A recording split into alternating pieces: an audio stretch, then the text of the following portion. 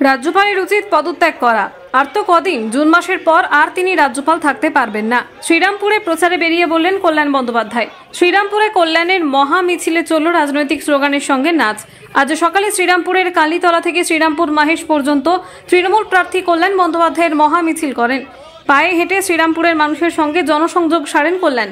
তারই মাঝে শ্রীরামপুর বটতলায় দাঁড়িয়ে রাজনৈতিক স্লোগানে তাল দেন তিনি। রাজ্যপালের বিরুদ্ধে ওঠা অভিযোগ প্রসঙ্গে বলেন, রাজ্যপালের উচিত পদত্যাগ করা।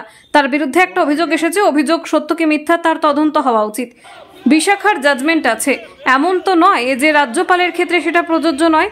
যে ভিডিও প্রকাশ করেছে তাতে কিছুই দেখা যায়নি, বরঞ্চ দেখা যাচ্ছে মহিলাটি কাঁদতে কাঁদতে বেরিয়ে আসছে। কেন বেরিয়ে আসছে? সত্য মিথ্যা যাই হোক, আমি কিসের মেরিতে যাচ্ছি না। উনি এত বড় বড় কথা বলেন, আইনের কথা বলেন, এত মোরালিটির কথা বলে, তাহলে আজকে কেন পদত্যাগ করছে না? একটা নিরপেক্ষ বিচার হতো, তারপর না হয় আসতো। আসতে তো আর পারবে না, কারণ জুন মাসের পর মোদি আর থাকবে না, এমনি রাজ্যপালকে চলে যেতে হবে। কেজরিওয়াল প্রসঙ্গে বলেন, সুপ্রিম কোর্ট বলল নির্বাচনের দিন ঘোষণা হয়ে যাওয়ার পর কি করে তোমরা তাকে গ্রেফতার করলে? নরেন্দ্র মোদি যে কতটা পক্ষপাত দুষ্ট তা বারবার প্রমাণ হয়ে যাচ্ছে। সুপ্রিম কোর্ট ওই কারণেই জামিন দিয়েছে, যাতে ভোটের প্রচার করতে পারে। গতকাল যে ইনকাম ট্যাক্স রেড হয়েছে, লকেট হারবে বলেই মোদি এটা করিয়েছে। যদি কোনো অভিযোগ থাকে, তুমি আগে করাওনি কেন? শুভেন্দুর কথাই চলছে, ওর তো কোনো বীরত্ব নেই। নরেন্দ্র মোদীর মুখ, অমিত শাহের শরীর, কোটি কোটি টাকা, সিবিআই, ইনকাম ট্যাক্স, ইডিয়া, দুর্নীতিগ্রস্ত অভিজিৎ গঙ্গোপাধ্যায়ের মতো জজ, তবেও নেতা হয়েছে। শ্রীরামপুরে বাম প্রার্থী দীপশিতা ধস শ্রীরামপুরে প্রচারে বেরিয়ে বলেছিলেন, তৃণমূলের একটা স্লোগান ছিল, বাংলা নিজের মেয়েকে চায়। আমরাও এবার বলছি, বাংলা নিজের মেয়েকেই চাইবে, যে মানুষ শ্রমিক, কৃষক, মজদুরদের পাশে থাকবে। সেই প্রসঙ্গে কল্যাণ বন্দ্যোপাধ্যায় বলেন, ও আগে বলুক মমতা বন্দ্যোপাধ্যায়কে ফলো করতে চায়। দিল্লিতে যে মেয়ে থাকে সে আবার বাংলার মেয়ে কখন হলো? জন্মের যে একটু বড় হয়েছে, তারপর দিল্লিতে চলে গেছে, হারে আর দিল্লি চলে যায়। দাদা, মুখ্য সচিবকে চিঠি রাজ্যপাল, তার বিরুদ্ধে ওটা অভিযোগের তদন্ত বন্ধ করার নিয়ে কে মুখ্য সচিবকে চিঠি করেন রাজ্যপালের এখতিয়ার নেই এসব সমস্ত ইনস্ট্রাকশন ডিরেকশন কোন আইনে আছে? রাজ্যপাল এখন উচিত যে মোরাল গ্রাউন্ডে রাজ্যপালের উচিত রিজাইন করা। কারণটা হচ্ছে, ওর বিরুদ্ধে একটা অভিযোগ এসছে, অভিযোগ সত্য কি মিথ্যে তার ইনভেস্টিগেশন হওয়া উচিত। বিশাখার জাজমেন্ট আছে, যেখানে মহিলাদের উপর হ্যারাসমেন্ট হলে সঙ্গে সঙ্গে পদক্ষেপ নিতে হবে।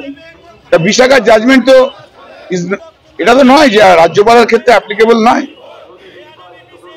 যে কোনো জায়গায়, যে কোনো কর্মক্ষেত্রে বিশাখার জাজমেন্ট অ্যাপ্লাই করবে। That was the first judgement of the supreme court.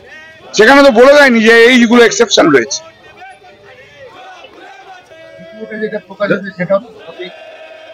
Video রাজ্যপালে কি প্রকাশ করেছে আমি জানি না, অর্ধেক তো জিনিস দেখায়নি, কিছুই তো দেখায়নি। বরঞ্চ অন্য ভিডিও দেখা যাচ্ছে যেখানে মহিলাটা কাঁদতে কাঁদতে বেরিয়ে আসছে। কেন বেরিয়ে আসছে? সত্য মিথ্যে যাই হোক, I am not on merit, এর ইনভেস্টিগেশন হওয়া দরকার। এবং রাজ্যপালের নিজে উচিত যে, আমি এত তো বড় বড় কথা বলে, এত আইনের কথা বলে, এত বড় বড় কথা বলে, ও তো এত মোরালিটির গ্রাউন্ডের কথা বলতো, এত জ্ঞান দিয়েছে, তো আজকে নিজে কেন পদত্যাগ করছে না? একটা নিরপেক্ষ বিচার হতো, হয়ে গেল, তারপর নয় আসতো তো আর পারবে না, কারণ জুনের পর তো এমনি ওকে যেতে হবে। নরেন্দ্র মোদী তো আর সরকারে থাকবে না, আর তো কয়েকটা দিন, এমনি রাজ্যপালকে চলে যেতে হবে। এটাই তো সুপ্রিম কোর্ট বলেছে যে, তোমরা ঠিক নির্বাচনের ডেট ডিক্লেয়ার হয়ে গেল, তোমরা কি করে একে অ্যারেস্ট করবে? পক্ষপাত দুষ্ট, যে নরেন্দ্র মোদী কতটা পক্ষপাত দুষ্ট বারবার প্রমাণ হয়ে যাচ্ছে। সুপ্রিম কোর্ট তো ওকে ওই জন্যই বেল দিয়েছে যে তুমি প্রচার করতে দেবে, প্রচার করতে দেবো না। এই যে আজকে গতকাল রেড হয়েছে ইনকাম ট্যাক্সে, লকেট হারবে বলেই তো মোদী এটাকে করিয়েছে, পারপাসফুলি করিয়েছে। যদি এসব অভিযোগ থাকে, তুমি আগে করাওনি কেন?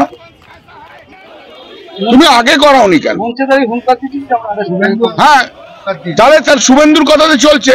শুভেন্দু দেখছে যে নির্বাচনে হারছি, ওর তো কোনো বীরত্ব নেই।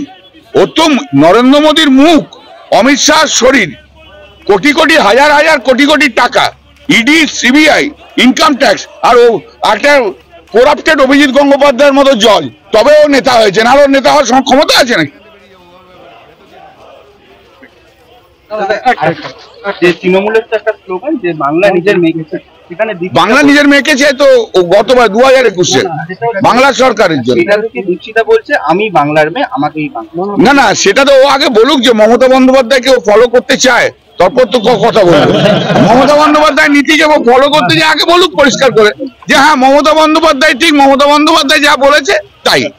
তা ও তো দিল্লিতেই যে মেয়ে থাকে, আর সে আর বাংলার মেয়ে কখন হলো?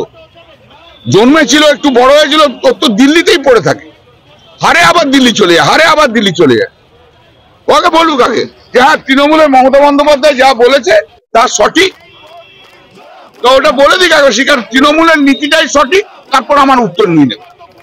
ঋতুপর্ণা কোলের রিপোর্ট, বেঙ্গল আনলিমিটেড। রয়েছে আরো খবর, আর এই খবরের আপডেট পেতে আপনারা সাবস্ক্রাইব করুন এই চ্যানেলটিকে।